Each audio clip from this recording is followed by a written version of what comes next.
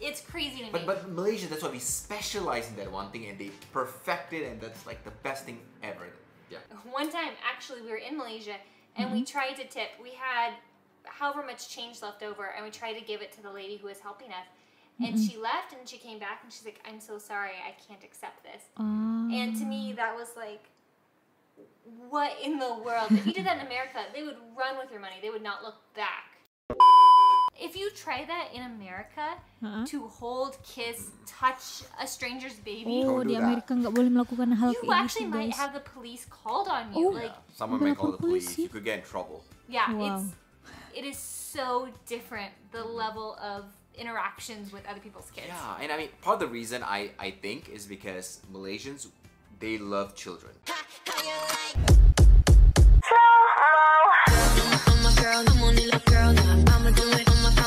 Assalamualaikum, Elsa di sini. Hai guys, hai semua, halo tetangga. Gimana kabar teman-teman semua? Semoga sehat selalu, semoga bahagia selalu, dan semoga hari teman-teman semua selalu good day.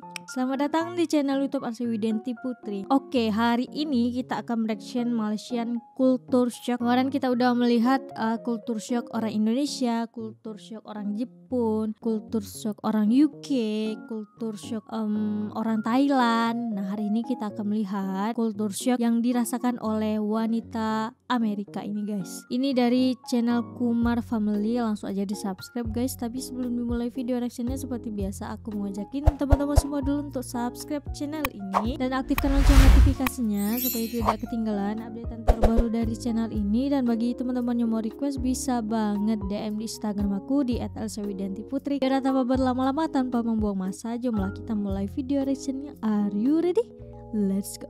Hey fam, I'm a Malaysian, born and raised in Malaysia. Oh, This is my wife Rachel. laki-lakinya She is an American. lahir dan besar di Malaysia, guys, suaminya dia ini. Nah, kalau istrinya ini dia tinggal di Malaysia, tapi kayaknya karena suaminya tinggal di Malaysia, istrinya untuk tinggal juga di Malaysia gitu. And she's lived in America her whole life. But I've done my part. I've brought her back to Malaysia so many times now. And each time that I've gone, I've experienced a new and different culture shock. And today, I just want to share a few of my favorite ones with you guys. Okay. So, one big culture shock for me was bargaining. And Tawar this was menawar. usually done at a place like Petaling Street or the morning market or at Pasar Pagi. And I am the world's worst bargainer. But Nggak bisa somehow menawar gitu. I married the world's best bargainer. Wih, The laki-lakinya first trip to suka Malaysia, I will menawar-nawar remember nih. it till the day I die. I was there, and my sister and her best friend were also there with us. It was so fun. So 3 American girls and 1 Malaysian guy at Petaling Street. And we had asked for this little trinket. It was like a Petronas Towers, right? Something. And you guys already know that with 3 white girls, the bargaining challenge is even more difficult.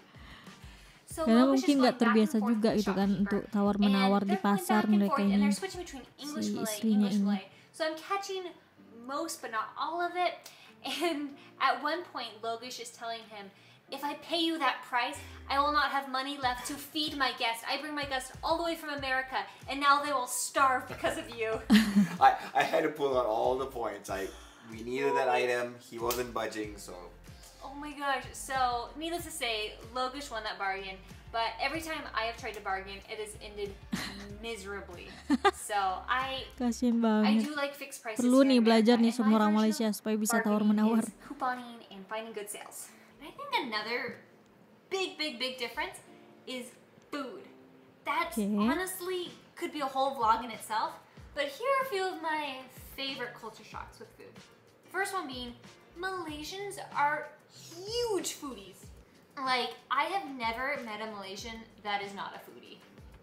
And one thing that shocked me was that people would drive an hour or two. Oke, jadi just orang to Malaysia itu katanya rela berkendara berjam-jam untuk mencoba suatu makanan yang baru mungkin, atau makanan yang direkomendasikan mungkin. Jadi mereka sangat-sangat mencintai makanan mereka. Nah, itulah ibaratnya kayak gitu, guys. one specific dish, like nasi kandar. There's one place, We have to. You have to try the best. Try the different ones. We have to do it. and then just drive back home. Like, that was it, just to eat the one food.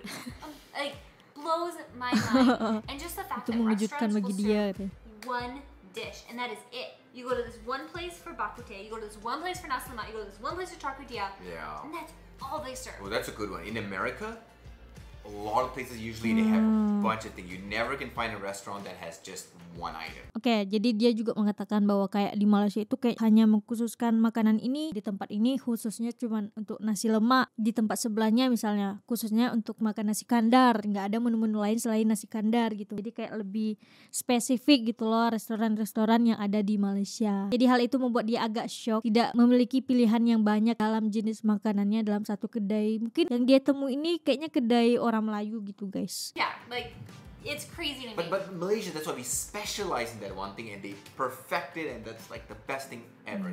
Yeah. And everybody has strong opinions. If you tell somebody, oh, I had nasi lemak at this one place, they'll be like, oh, why, Day? Why you go to that shop? You should have gone to the one around the corner, across the bridge, through the woods. Direkomendasikan Everybody tempat-tempat has lain.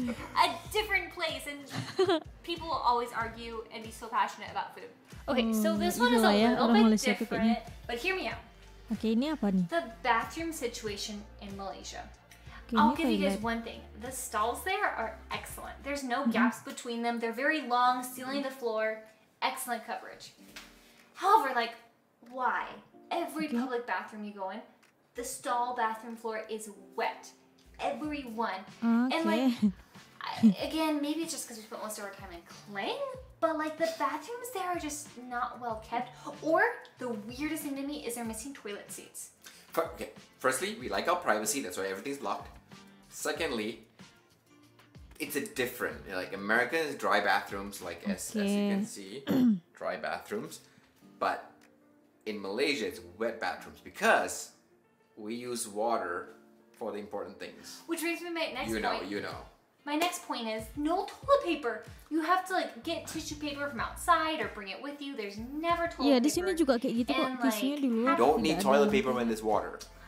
You can make it work. But it's so wet. I don't like it. And then, anyways, it just the bathroom situation there always would drive me crazy. And I started taking pictures of all the funny things I would see in bathrooms, whether it be like broken pipes or like toilets exploding or things hanging from the ceiling or the funny signs. It kind of became like my personal joke was the bathrooms in Malaysia and just the things you would never see here in America. So Oke, this nah itu yang one membedakannya also threw me toilet off Amerika guard a dan bit, Malaysia gitu. that you refer to basically every single person as a family member.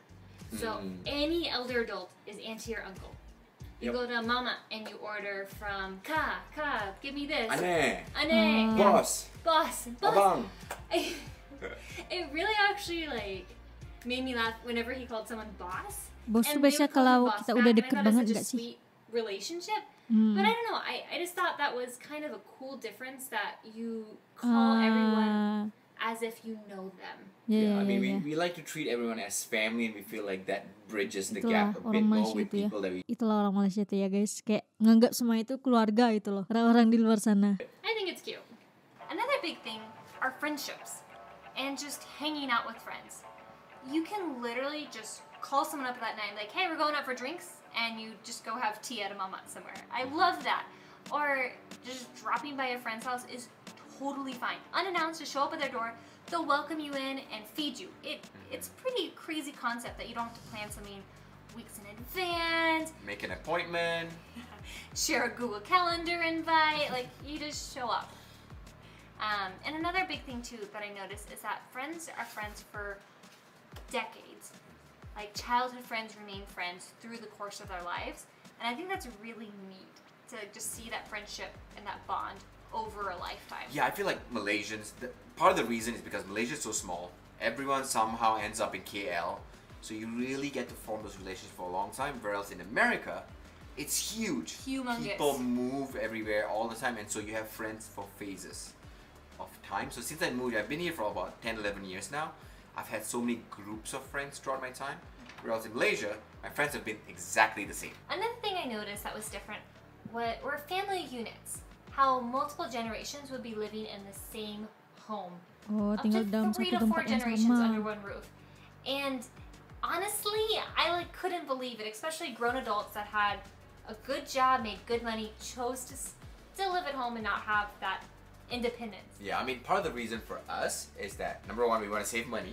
We don't need to pay multiple rents, and we live together. And secondly, is that community and support system that we can provide to each other, right? Yeah. Betul. Honestly, Iya, I aku think juga that's the biggest Malaysian agak culture Logesh has brought into mengalami our culture family. shock sih. Was he Kayak was keluarga di really Malaysia itu adik-beradiknya itu masih tinggal di satu atap yang sama gitu, meskipun yang satu udah bekerja, yang satu kerjanya juga jauh gitu kan, tapi mereka masih tinggal di satu atap yang sama for sama orang having tuanya our gitu. parents live with us, and I was super apprehensive until I started seeing the value of, oh my gosh, like if they're here, they can help with our kids. The kids can have a solid relationship with their grandparents. We can be with them.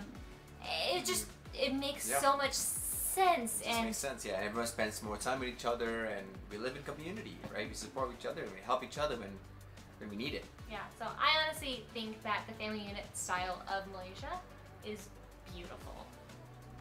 Something that really blew my mind was you guys do not have to tip. When you go out to eat, you just pay the price of the meal. Like, how do the servers make their money?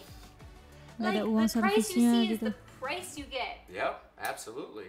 One time, actually, we were in Malaysia and we tried to tip. We had however much change left over, and we tried to give it to the lady who was helping us.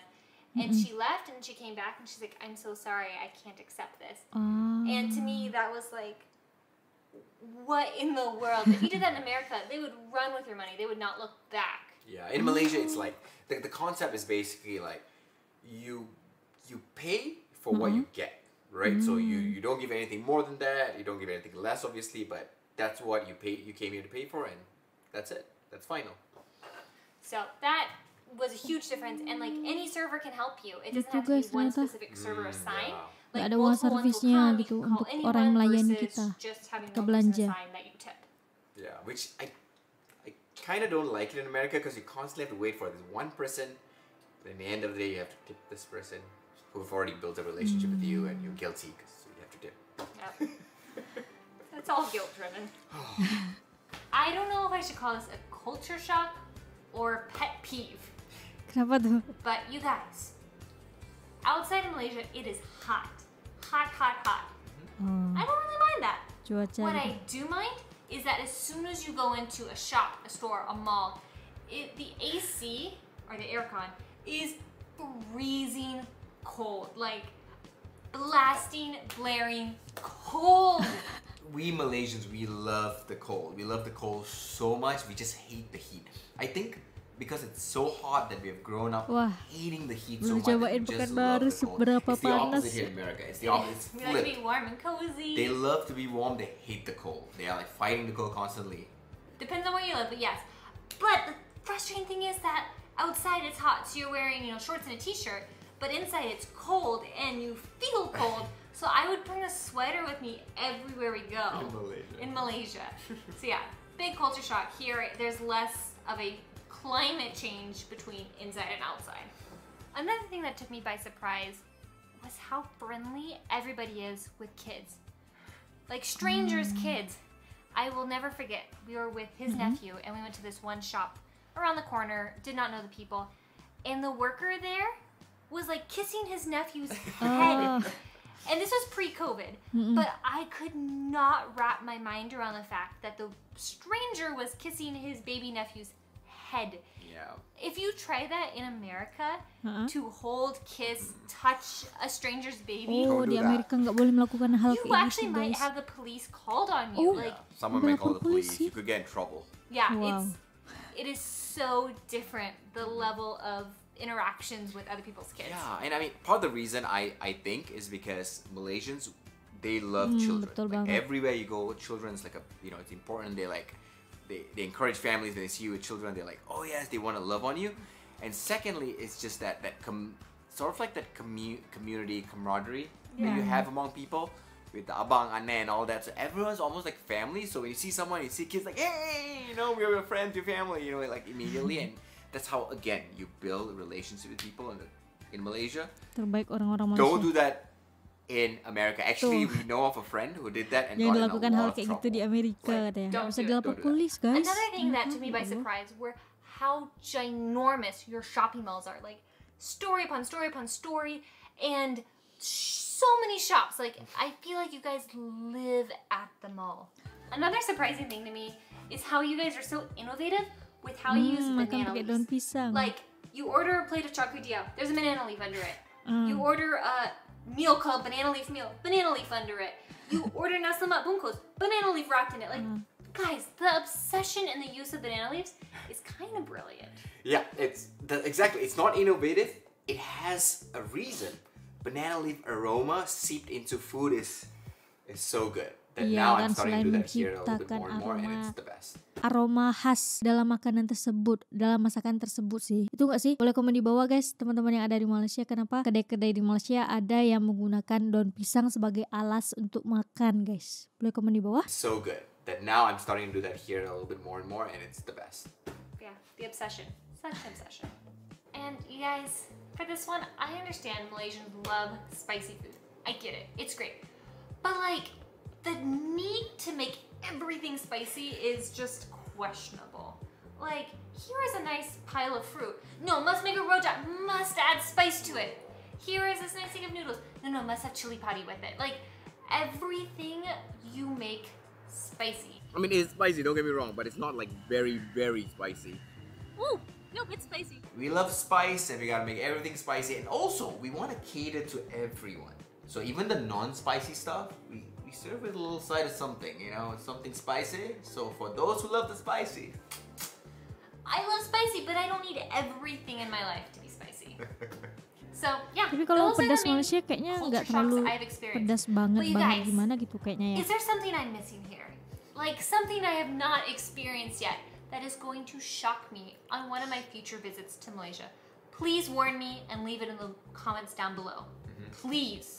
Oke, nah jadi itulah ya guys beberapa kultur shock yang dialami sepasang suami istri ini. Nah kalau suaminya memang udah lama tinggal di Malaysia, dia lahir dan besar di Malaysia. Nah kalau istrinya ini memang lahir dan besar di Amerika, tapi karena memang udah nikah dengan suami orang Malaysia ini, akhirnya dia kayaknya pindah deh ikut suaminya di Malaysia gitu. Tadi soal orang Malaysia kan memang friendly gila gitu kan. Orang Malaysia itu sangat-sangat ramah terhadap pelancong ataupun sesama orang-orang Melayu gitu. Amerika itu ada satu hal yang buat dia shock banget. Di Malaysia ini sangat-sangat ramah ketika ponakan dari suaminya ini jalan-jalan atau makan di salah satu kedai yang ada di Malaysia, itu pelayannya itu kayak mencium kepala keponakan dia ini guys. Nah itu menjadi suatu tensi bagi perempuan Amerika ini. Dia shock, di Amerika itu nggak boleh melakukan hal kayak gitu. Bisa-bisa dipanggil polis orang tua anak tersebut. Nah ketika melihat itu secara langsung, dia memang benar-benar shock. Ternyata budaya dia dengan budaya Malaysia itu memang bertolak belakang gitu guys, soal keramat tamahan gitu. Oke guys, kayak cukup sekian video reaction kali ini. Bagi teman-teman yang suka sama video ini, jangan lupa untuk like, komen, dan subscribe, dan kita ketemu di next video. Bye bye. Assalamualaikum.